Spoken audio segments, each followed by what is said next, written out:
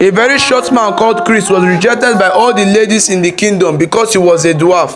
They would always laugh and mock him, telling him that they didn't want to get married to a small boy. Even when the village usually called for men meeting and Chris was present, the elders would always send him away, telling him that the meeting was for mature men, not little boys. This usually made Chris feel very bad as he blamed nature. Chris had always wanted to be an actor and he had the talent which people knew. He had always wanted to be popular like Ebube, Anaki and Popo, but whenever he wanted to join a movie crew, the director would always laugh and chase him away, telling him that they didn't need a Zacchaeus role in their movie. Chris would usually sit at the corner crying, asking God why he made him short. He began to hawk onions in the market so that he could survive.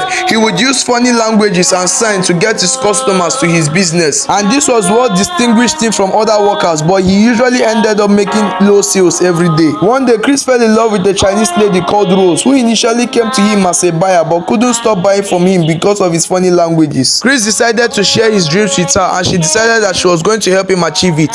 She bought a camera for him and began doing videos with him. His village people could not believe that out of all the men in the kingdom, the Chinese lady decided to be in love with a dwarf man like Chris. They kept on trying all they could in their power to stop their relationship, all to no avail.